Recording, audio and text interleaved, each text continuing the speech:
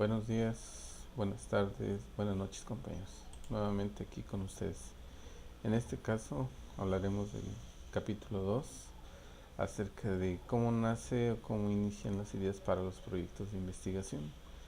En este caso hablamos ya de la investigación cuantitativa. Bueno, inicialmente yo les diría que pues las ideas pues obviamente nacen de algo y entonces nos remitimos brevemente a pensar en una fuente, como que nace el agua, ¿no? Vamos, es lo que más se me ocurre en este momento. Pero también diría yo que, bueno, un docente, un maestro, de donde nacen sus ideas, de las experiencias, de los materiales escritos, de los materiales audiovisuales, de las teorías, de las conversaciones, de la política en la que participamos, de los eventos en los que realizamos culturalmente, socialmente, en fin, de la participación en la comunidad, de nuestras reuniones académicas con el supervisor, con nuestro director, de las reuniones de consejo técnico, en fin, de todas ellas pueden nacer o pueden ser la fuente de o las ideas para investigar un asunto, un fenómeno, una realidad, un problema. Sin duda, en este caso, es acercarse a la realidad. Y en este sentido, hemos comentado que para la investigación cuantitativa, pues la realidad es objetiva. Es decir, ahí está.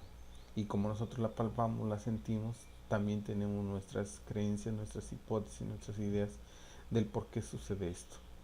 De tal manera que lo que nosotros queramos investigar, pues finalmente tendría que ayudar a resolver un problema. También a, pues, aportar conocimientos nuevos, ¿por qué no? No crean que los investigadores más afamados no podrían revisar en algún momento nuestra investigación. Sería ideal, ¿no creen?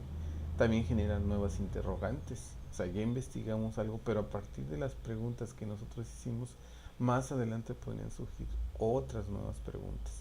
Y que esas preguntas fueran pues mucho más novedosas que las que hicimos. Obviamente ya con la experiencia de la investigación, obviamente tendríamos más elementos.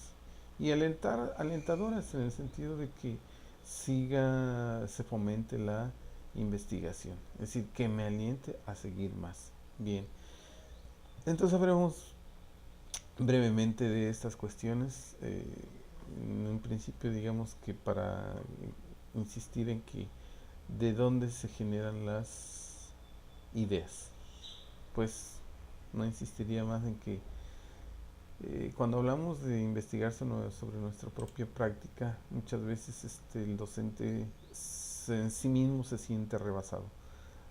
Parece que lo que cree, lo que ve, lo que siente no es suficiente o no es motivo para investigar. Y sin embargo, cuando leemos investigaciones de las personas que ya eh, pues se dedican a lo mejor a ello nada más, tienen mayor conocimiento teórico, cuando vemos los temas que investigan, en realidad vemos que no están alejados, no están tan fuera de lo que nosotros en realidad conocemos. Recuerdo una investigación de Emilio Tenti que hablaba acerca de este qué sentía o qué pensaba o cómo se sentía ante la sociedad el maestro rural. Y la investigación nos llevó más allá de 5 a 10 preguntas. Eso sí, a una muestra muy grande en su país y en algunos países, incluidos México. Sin embargo, pues no es una idea, no sé, que habría que pensar mucho. Yo creo que muchos nos preguntaríamos esta cuestión, pero no nos atrevemos a hacer la investigación. Y los resultados que presenta el investigador, en este caso que les comento, pues son realmente importantes en el sentido de que nos hablan de cómo se siente el docente cuando está laborando, cuando está en su comunidad. Y bueno, en este caso, nosotros creo que hasta la fecha con lo que hemos este, trabajado en las materias, en el módulo uno y en el módulo 2 bloque uno 2 eh, hay muchas interrogantes, hay muchas cuestiones que nos preguntamos, ¿qué sabe el maestro de la de los planes, de los programas, de los enfoques, de los estándares, de los campos formativos, de las mismas asignaturas, de las horas que se trabajan con ellos, de lo que en realidad hace, de las técnicas, de las estrategias, de los proyectos, de las secuencias didácticas. Es decir, vean, una multitud de temas que podrían aparecer y que son dignos de investigar. Así que no veamos a esta situación como que algo fuera de nosotros. Mm, este, desde obviamente tendríamos que decir que bueno, los autores nos dicen Sampier y otros autores, pues nos hablan de que efectivamente cuando iniciamos con la idea puede haber vaguedad, es decir, no llegamos a centrar con toda precisión qué queremos hacer. Y entonces a veces necesitamos pues que alguien nos apoye o compartir con otros, decir, mira, quiero investigar esto y obtener las visiones de otro para que pues a lo mejor nos pudiéramos ir centrando. Yo les diría nada más es que es necesario que cuando planteamos un problema de manera inicial delimitemos, es decir, hasta dónde podemos investigar. Se dice en espacio y en tiempo. Es decir, en espacio donde, en mi comunidad, en mi zona, y el tiempo, en este mes, en este semestre, en este año, cuánto. Así que eso es muy importante.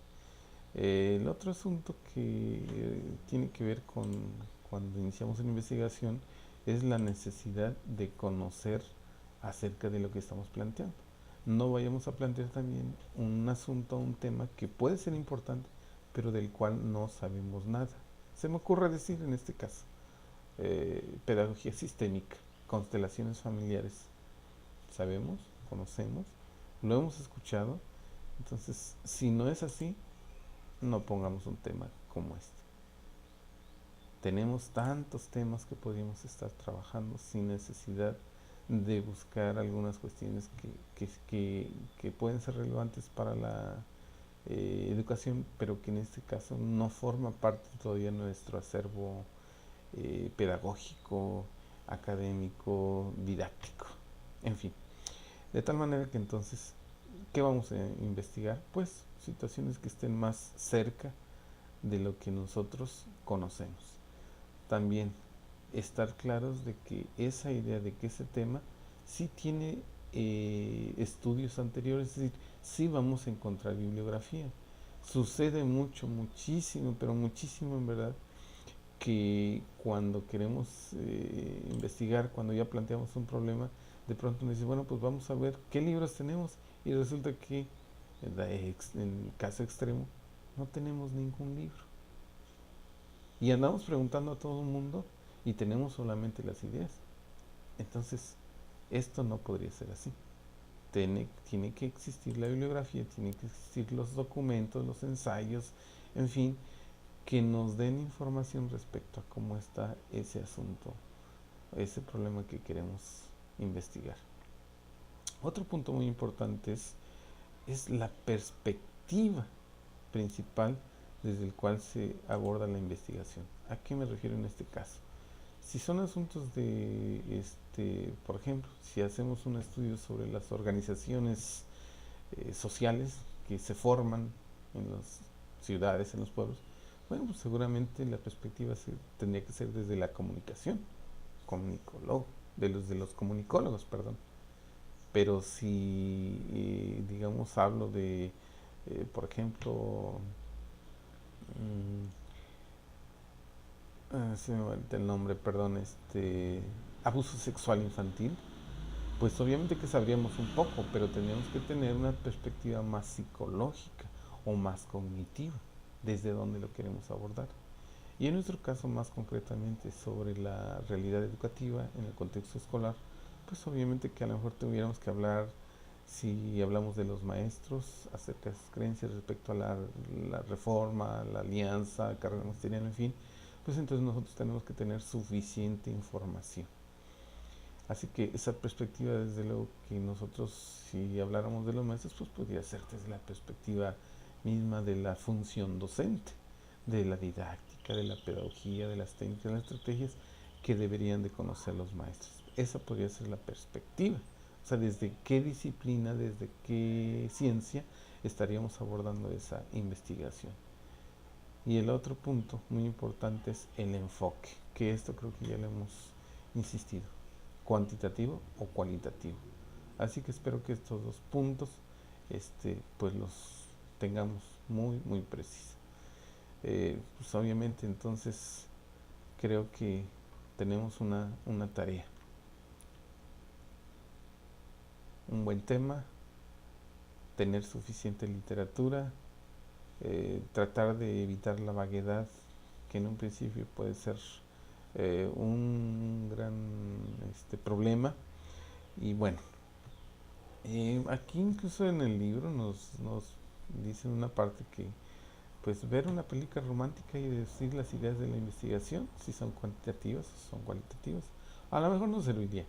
De hecho, yo he venido recomendando que pues sigamos la secuencia de nuestro libro. Salpieri es tan claro, tan certero en los ejemplos, entonces que bueno, ustedes salirlo leyendo seguramente, bueno, eso pienso, a lo mejor llegaran a la creencia mía de que el libro es en realidad una muy buena guía para cuando queremos realizar investigación. Por el momento es todo, me despido de ustedes, hasta pronto.